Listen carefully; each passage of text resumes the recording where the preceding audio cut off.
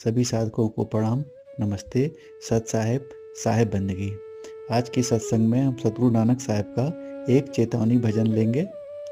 शुरू करते हैं इस भजन को।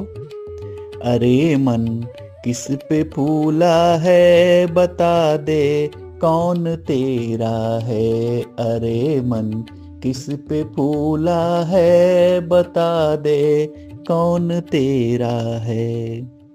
तेरे माँ बाप और भाई सभी स्वार्थ के साथी हैं।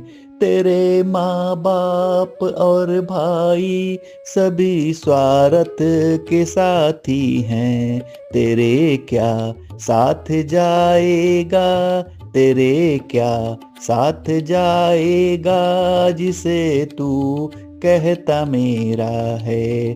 अरे मन किस पे फूला है, बता दे कौन तेरा है। अरे मन किस पे फूला है, बता दे कौन तेरा है।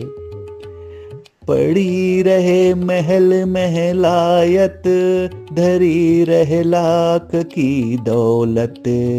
पड़ी रहे महल महलायत, धरी रहे लाख की दौलत।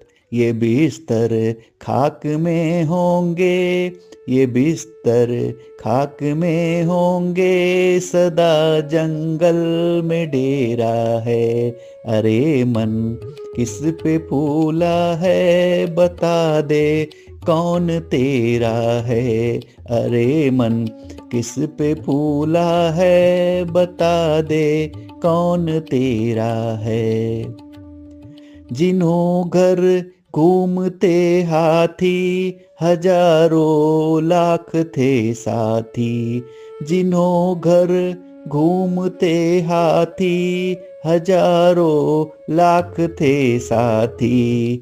पता उनका नहीं पाया, पता उनका नहीं पाया, बता किस जाम गेरा है। अरे मन किस पे फूला है, बता दे कौन तेरा है। अरे मन किस पे फूला है, बता दे कौन तेरा है। गुरु नानक महाज्ञानी, जिन्होंने गौर कर देखा। गुरु नानक महाज्ञानी, जिन्होंने गौर कर देखा। जगत धोखे की माया है, न तेरा है न मेरा है। जगत धोखे की माया है, न तेरा है न मेरा है। अरे मन किस पे फूला है, बता दे कौन तेरा है। अरे मन किस पे फूला है, बता दे कौन तेरा है।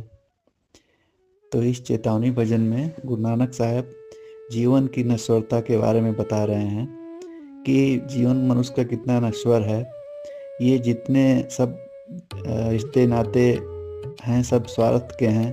देखिए कह रहे हैं, तेरे माँ बाप और भाई सभी स्वार्थ के साथी हैं। ये माँ बाप भाई बहन सब सारे सब स्वार्थ के रिश्ते नाते हैं यहाँ पे। तेरे क्या साथ जाएगा जिसे तू कहता मेरा है, क्योंकि साथ में कुछ भी नहीं जानने वाला। अकेले आया है मनुष्य, अकेले जाएगा। फिर आगे देखिए क्या कह रहे हैं, पड़ी रहे महल महलायत, धरी रहे लाख की दौलत। ये सारे महल चौबारा और जितनी सारे धन दौलत हैं, ये सब यहीं पड़े रह जाएंगे। ये बिस्तर खाक में होंगे, सदा जंगल में डेरा है। ये जो मखमल के बिस्तर और पे जो सोते हैं, ये सब खाक में मिल जाएंगे और जंगल में जाके मिट्टी को लिटा दिया जाएगा, मिट्टी को मिट्टी में मिला दिया जाएगा। फिर आगे क्या कर रहे हैं, जिन्हों पर घूमते हाथी, हजारों लाख थे साथी। जितने हाथी घोड़े थे जिनके पास में, राजा महाराजा के पास में, और कितने उनके मित्र लोग थे, उनका पता नहीं चला कहाँ चले गए और कहाँ अभी निवास कर रहे हैं। पता उनका नहीं पाया, बता किस जा में घेरा है। कहाँ निवास कर रहे हैं वो लोग, किसी को नहीं पता है। और ये जितने हाथी घोड़े और जितने धन दौलत वाले राजा महाराजा या बड़े लोग थे, सब चले गए एक दिन छोड़ करके। आगे क्या कह रहे हैं साहब? गुरु नानक महाज्ञानी जिन्होंने गौर कर देखा। गुरु नानक साहब महाज्ञानी थे जिन्होंने गौर से इस जगत को देख लिया। जगत धोखे की माया है, न तेरा है न मेरा है। ये जगत धोखे की माया है, ये सब माया मोह सब धोखा है, जिससे मनुष्य इसी में उलझा रहा है जन्म से लेकर मृत्यु पर्यंत तक, और ये समझ नहीं पाया कि किस लिए आए थे और क्या करके जा रहे हैं। आए थे हरि भजन को, ओटन लगे कपास। वही मनुष्य जब पेट में रहता है 9 महीने उल्टा माँ के गर्भ में, तो ईश्वर से निवेदन करता है, प्रार्थना करता है कि प्रभु मुझसे निकालिए इस अंधेरी कोठरी से, आपकी भक्ति करेंगे जिससे मुझे दोबारा यहाँ पे नरक में नहीं आना पड़े। लेकिन आकर के दुनिया की चकाचौंध में, माया मोह में भूल जाता है प्रभु को, और पूरा जीवन उसका जो है इसी माया मोह में लगा रहता है कि क्या क्या इकट्ठा कर लें, क्या क्या इकट्ठा कर लें। पूरा जो है, पूरा समय उसका जो है धन दौलत, परिवार, घर परिवार, धन दौलत, मान बढ़ाई, मैं मेरी, चुगली, निंदा, पाखंड में जीवन जीकर पूरा बिता देता है, और एक दिन छोड़ करके सब चला जाता है, उसके बारे में नहीं विचार करता है। मतलब देखिए, इसमें हमको कहीं जाना होता है 1 दिन के लिए, 2 दिन के लिए, तो कितनी तैयारी करते हैं, लेकिन जब छोड़ के सारा ये जाना पड़ेगा इस संसार को, उसकी तैयारी बिल्कुल नहीं करते हैं। जबकि जानते हैं, देखते हुए कि आए दिन लोग जो है छोड़ के जा रहे हैं, एक दिन हमको भी जाना पड़ेगा छोड़ करके, उसकी तैयारी नहीं करते हैं। तो ये गुरु नानक साहब का ये चेतावनी भजन अच्छा था, और इससे हमको पता चलता है कि देखिए सब नश्वर है यहाँ पे। तो ये सब करते हुए थोड़ा बहुत, लेकिन हमको भक्ति में आगे रहना चाहिए, क्योंकि सब ये सदैव याद रखना चाहिए, ये सब एक दिन छोड़कर जाना पड़ेगा। इस खेल को खेलना है, लेकिन भक्ति भी रखना है, तभी खेल का महत्व समझ में आएगा कि हमको खेल खेलते हुए एक दिन निकल जाना है, क्योंकि इसको छोड़ तो सकते नहीं हैं। जैसे कमल रहता है कीचड़ में, वो खिलता रहता है, हमारे साथ मुख उसका ऊपर रहता है, वैसे कीचड़ में रख करके, लेकिन भक्ति परमात्मा की नहीं छोड़नी है, जिससे कि सब चीज़ करते हुए एक दिन यहाँ से निकल जाएं, और अपना दोबारा संतों की शरण में रहेंगे तो उससे ज्ञान मिलेगा कि कैसे भक्ति करनी है, क्या करना है, जिससे कि दोबारा हमको वापस माँ के घर में ना आना पड़े। क्योंकि कहते हैं 84 का चक्कर लग जाता है, तो बर्थ रिबर्थ की साइकिल चलती रहती है।